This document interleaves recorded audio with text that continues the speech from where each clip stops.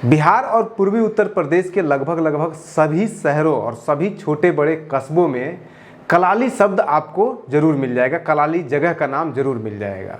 आज भी कलाली रोड, कलाली चौक के नाम से आपको हर शहर में, हर कस्बे में कोई न कोई जगह पे आपको लिखा हुआ दिख जाएगा। लेकिन कभी आपने सोचा है कि कलाल शब्द का मतलब क्या होता है, उसका क्या भारत की जाति के साथ, जातीय व्यवस्था के साथ संबंध है, उसका क्या अंडरवर्ल्ड के साथ, अपराध की दुनिया के साथ, गुंडई के साथ या फिर नेता नगरी के साथ क्या संबंध है? आज इस न्यूज हंटर के इस एपिसोड में हम कलाल से संबंधित उसके पूरे इतिहास को खंगालेंगे। आज कलाल शब्द का इतिहास कितना पुराना है, इसका अंदाजा आप सिर्फ इस बात से लगा सकते हैं, कबीर के एक दोहे से लगा सकते हैं। कबीर लिखते हैं कि कबीर भाटी कलाल की, बहुतक बैठे आए, सिर सौंपे सोई पिए, नहीं तो पीबे न जाए। मतलब कि कबीर कह रहे हैं कि अगर आप कलाल जा रहे हैं तो आप शराब तभी पी पाइएगा जब सब कुछ समर्पित कर दीजिएगा, जैसे कि भगवान के दरवाजे पे सब कुछ समर्पित करने को कहा जाता है। कंपेयर कर रहे हैं वो उससे। कलाल को इतिहास में कल्पपाल भी बोला जाता था, जैसे कि इतिहास में जो गेट की सुरक्षा करते थे, द्वार की सुरक्षा करते थे, उनको द्वारपाल कहा जाता था। उसी तरह से इन्हें कल्पपाल भी कहा जाता था। कल्पपाल का मुख्य काम होता था सेना को खाने पीने की रसद पहुंचाना, और सेना की रसद बिना शराब की तो पूरी हो नहीं सकती है, चाहे वो इतिहास हो या फिर वर्तमान हो। आज भी भारतीय सैनिक ही नहीं बल्कि पूरे दुनिया के सैनिकों को शराब दिया जाता है, कुछ फ्री में भी दिया जाता है, और अगर उससे ज़्यादा पीना है तो सस्ते रेट पे दिया जाता है। कुछ जगहों पर कलाल की जगह कलाल शब्द का भी इस्तेमाल किया जाता है, क्योंकि जगह बदलने पे उच्चारण बदलते हैं। इस शब्द की उत्पत्ति कल्प या कल्य से हुआ है। कल्य का मतलब होता है, कल्य का जो शाब्दिक अर्थ होता है उसका मतलब होता है रुचिकर या फिर मंगलमय, और कल्या का मतलब होता है मादक शराब, मादक पदार्थ। कलाल भारत में एक जाति भी होती है जो खाना पीना से संबंधित अपना व्यापार करती है। मुगल के दौर में सेना को खाना पीना और शराब पहुंचाने के लिए जिन्हें अपॉइंट किया जाता था उनको कल्पपाल ही बोला जाता था।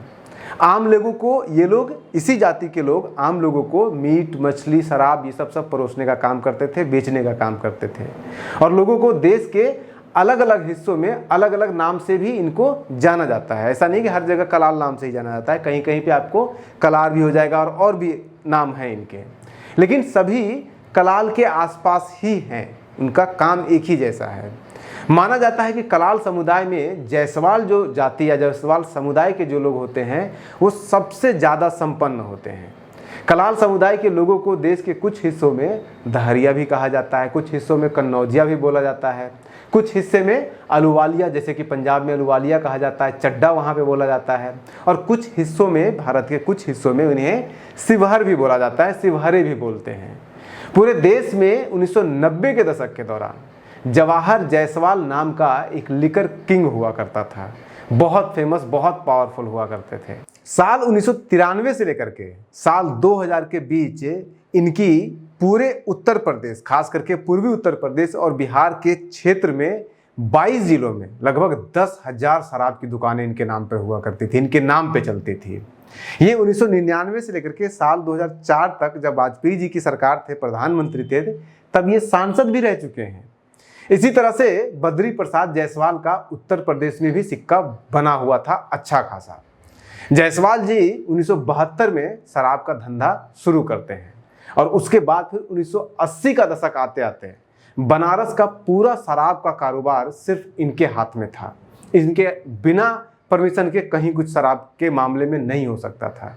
उसके बाद फिर 1990 का दशक आते आते उत्तर प्रदेश में शराब का MRP से लेकर के शराब की जितनी भी नीतियां होती थी ये यही तय करते थे, और मुख्यमंत्री सिर्फ उसके ऊपर अपना मुहर लगाते थे, साइन करते थे। जवाहर जायसवाल ने एक इंटरव्यू में खुद बताया था कि 50 साल पहले, यानी कि 1940 और 50 के दशक के दौरान कलाल शब्द जो होता था वो एक जाति होता था, और वो उसी जाति के होते थे। कलाल का मतलब होता था कलाली का बिजनेस करने वाला, ये वही कह रहे हैं, और कलाली का मतलब होता था शराब। कलाल को उस दौर में बहुत हीन दृष्टि से देखा जाता था। ऐसे लोगों को जो कलाल में काम करते थे उनको अछूत की दृष्टि से देखा जाता था। लोग इनका छुआ हुआ खाना तक नहीं, पानी तक नहीं पीते थे।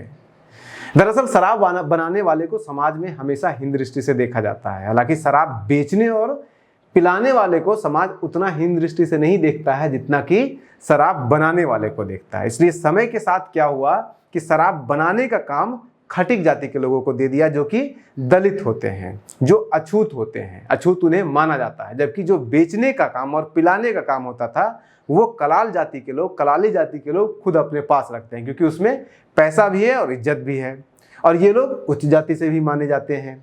बिहार और पूर्वी उत्तर प्रदेश में जो शराब का काम करते हैं, जो जायसवाल हो या फिर और भी जाति जितने भी हैं, वही काम पंजाब और हरियाणा में चड्डा या फिर अरोड़ा या फिर अहलुवालिया समुदाय के लोग करते हैं, जो खत्री जाति से आते हैं, जो कि स्वर्ण जाति माना जाता है। ये कोई सिर्फ संयोग नहीं है कि उत्तर भारत में जवाहर जायसवाल के बाद शराब के बिजनेस में जो सबसे बड़ा नाम आता है, उस व्यक्ति का नाम है पोंटी चड्डा। उनका नाम था पोंटी चड्डा, जिनका वर्चस्व साल 2000 से लेकर के 2012 तक पूरे उत्तर प्रदेश में रहा था। और इन दोनों के बीच भानु जायसवाल आज भी इस धंधे में टिके हुए हैं। ये टिके हुए हैं और पोंटी चड्डा गायब हो गए। उसके पीछे कारण ये भी है कि पोंटी चड्डा या फिर उसके पहले जो जायसवाल जी थे, वो राजनीति में कुछ ज़्यादा ही दखल देने लगे थे, जिससे कि उनकी राजनीतिक दुश्मनी बढ़ी और फिर उनका बिजनेस भी चौपट हुआ। लेकिन ये जो जायसवाल जी हैं नए वाले, ये राजनीति में बहुत ज़्यादा दिलचस्पी नहीं रखते हैं, बीच का रास्ता रखते हैं, अपना बिजनेस करते हैं, न ज़्यादा दोस्ती करते हैं न ही ज़्यादा बैर रखते हैं। इसी तरह से राजस्थान के जो कलाल समुदाय के लोग होते हैं, उन्हें परेता कहा जाता है। उनके सरनेम में परेता लगा हुआ होता है। रजवाड़ों के प्रदेश राजस्थान में शराब सिर्फ बनाया, बेचा और पिलाया नहीं जाता है, बल्कि शराब के साथ नाचगान भी होता है, नृत्य भी होता है। उसका प्रचलन बहुत पुराना है। इसलिए राजस्थान में कलाली नाम से एक गायन पद्धति भी होती है, जो महफिल में गाया जाता है शराब के साथ, शराब पीते हुए। जैसे बिहार में भी और बंगाल में या फिर उत्तर प्रदेश में तवायफ या फिर जिन्हें बाईजी कहते हैं, वही वहाँ पे एक अलग कलाल नाम से एक ट्रेडिशन है संगीत का। कलाली गायकी के बहुत सारे प्रसिद्ध गीत हैं। उसमें से एक प्रसिद्ध गीत के बोल कुछ इस तरह से हैं, जो कि राजस्थानी में है। पाल माथो पीपली कालन हिंडो धाड़ियो सा, अवेला मनचकिया भवर साने, थोड़े थोड़े दीजो रे दारू दाखो रो। पाले माते ओ पीपली कलालने हिंडो घालियो सा। ऐसे ही एक और गीत है, दारू पियो रंग रमो और राता राखो नैन, बदीला रो पिवानो तो सौ मुहरा रो शेर। इस गायकी की आखिरी प्रसिद्ध गायक जो थी वो अल्लाह जिलाई बाई के नाम से प्रसिद्ध थी।